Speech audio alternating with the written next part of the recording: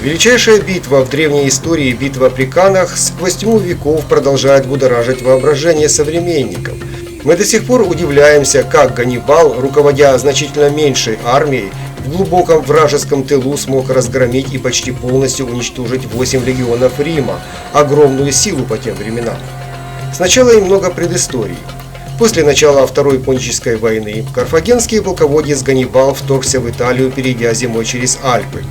Летом и ранней осенью он одержал победы над римлянами в сражениях у Требии и Тразименском озере. Уже после битвы при Тразименском озере Ганнибал имел реальную возможность захватить лишившийся защиты Рим. Почему он упустил эту возможность, мы можем только гадать. Очевидно, стенобитные орудия того времени не позволяли быстро взять большой укрепленный город. А длительную осаду Ганнибал не мог себе позволить, поскольку римляне собирали новые армии чрезвычайно быстро. После поражения римлян диктатором был назначен осторожный Фавий Максим, который вел войну на истощение, избегая генеральных сражений. Но эти военные действия были непопулярны в Риме, поскольку, продвигаясь на юг, Ганнибал опустошал римские земли. Ганнибал пытался лишить Римскую республику их союзников под лозунгами освобождения от римского господства, поэтому он с войсками двинулся с севера на юг Италии.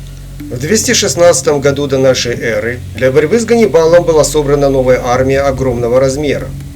В 8 ее легионов входило 40 тысяч римских солдат и 2500 всадников, составлявших основу армии. Вместе с союзниками римское войско насчитывало около 60 тысяч пехоты и 6 тысяч кавалерии против 35 тысяч пехоты и 10 тысяч кавалерии у карфагенян. Армия Карфагена представляла собой отряды различных регионов. В нее входили ливийцы, иберийцы, галлы и гетулы. Кавалерия также включала нумидийцев. Весной Ганнибал выдвинулся из северной Апулии и захватил город Канны на реке Ауфит, который был крупным продовольственным складом. Консулы Луций Эмилий Павел и Гай Теренций Варон, посменно командовавшие римской армией, направились в Апулию. При приближении к Каннам римские войска попали в засаду небольшого отряда карфагенян, который был ими разбит. Эта победа повысила боевой дух римского войска. Армии оставались на своих позициях 2 дня. 1 августа Ганнибал оставил лагерь и предложил дать бой, но нерешительный консул Павел от боя отказался. Чтобы склонить римлян к сражению, Ганнибал послал всадникам в один из римских лагерей, атаковав солдат, которые заготавливали воду. Дождавшись своей очереди командовать, консул Варон проявил большую рьяность. В битве, следуя традиции, он разместил пехоту по центру, а кавалерию на флангах. Пехота была построена плотной массой на сокращенных интервалах между отрядами. Глубина римского строя была удвоена и составляла 36 шеренг.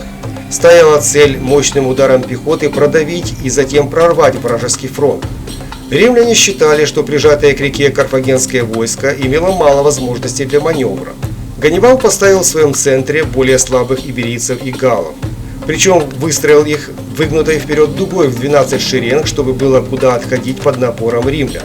А на левом и правом флангах расположил тяжелую ливийскую пехоту.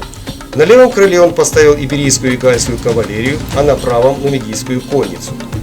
Расчет Ганнибала заключался в том, что расположенная на левом фланге сильная конница уничтожит более слабую римскую кавалерию, после чего атакует римскую пехоту с тыла, а закаленная в боях ливийская пехота начнет наступление с флангов, завершив окружение противника. Следует сказать, что в этой битве военные доспехи сборного карфагенского войска не уступали римским, поскольку эта армия существенно улучшила свое обмундирование в ходе предыдущих побед. Большинство ее воинов уже имели бесценный военный опыт, приобретенный ранее, причем это был опыт победителей римлян. Армия Ганнибала всецело доверяла своему фартовому полководцу, поэтому имела высокий боевой дух. А вот римским войскам не хватало боевого опыта. Они были наспех собраны и кое-как обучены. Очевидно, этим и объяснялся столь плотный и глубокий строй легионов. Недостаток умения своих солдат Теренций Варон намеревался компенсировать их плотностью.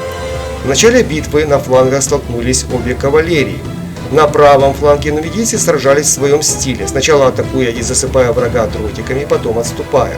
Они удерживали союзническую кавалерию до подхода конницы иберийцев и галлов, разгромившей римскую конницу на левом фланге.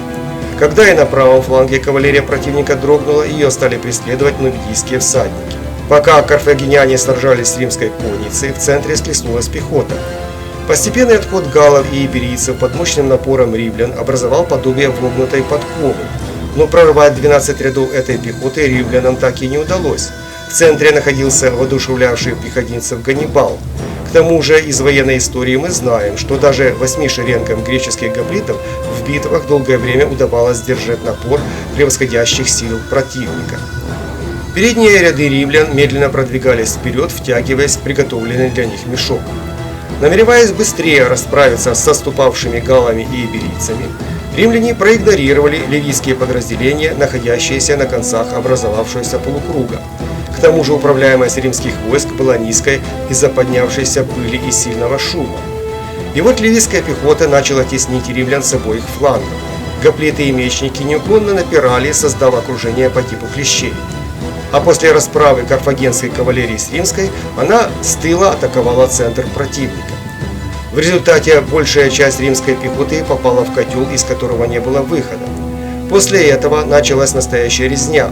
В большущей тесноте упавших затаптывали и свои, и чужие. Лишь 10 тысячам римлян удалось прорваться и бежать в близлежащий город Канузий. Убитых и пленных было великое множество. Лучшие войска Рима были уничтожены, а оставшиеся силы были серьезно деморализованы. Моральный эффект этой победы был настолько велик, что от Рима откололось почти все греческое побережье Италии, бывшее с ним в союзе. Но Ганнибал снова не воспользовался своей великой победой и не пошел на Рим. Его армия не могла штурмовать город из-за большого числа раненых и погибших. До Рима его обремененной добычей армии было 3 недели пути.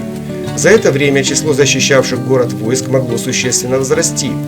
Быстрый набор новых солдат позволял сделать высокая плотность заселения центральных районов Италии, а неудача при штурме укрепленного Рима могла дать негативный эффект после ошеломляющей победы в битве при Каннах. Для осады же Ганнибал должен был подчинить значительную часть внутренних районов Италии, чтобы хорошо снабжать свои войска и ослабить снабжение римских войск. Несмотря на 3 поражения подряд, Рим сохранил значительные резервы, обладая армиями в Иберии, Сицилии и Сардинии. Поэтому целью Ганнибала было не уничтожение врага, а деморализация римлян для принятия ими приемлемого для Карфагена мирного договора. Он отправил в Рим послов с предложением начать мирные переговоры, но Сенат отказался от такого предложения, объявив полную мобилизацию мужского населения Рима. В новые легионы также включали безземельных крестьян, преступников и рабов. Против Ганнибала теперь использовалось несколько отдельных армий, как и прежде превосходивших его армию в численности. После разгрома при Каннах римляне осаждали занятые крепости, избегая генеральных сражений. Тотальная война на уничтожение и истощение, которую вел Рим, нивелировала полководческие успехи Ганнибала. Обилие посылаемого на убой человеческого мяса в конце концов подавило гений великого полководца. В итоге Ганнибал отступил к Кротону из-за нехватки солдат, откуда его отозвали в Карфаген для участия в финальной битве при Заме, которая изменила ход войны в пользу Рима. О том, как это было, смотрите в моем следующем видео.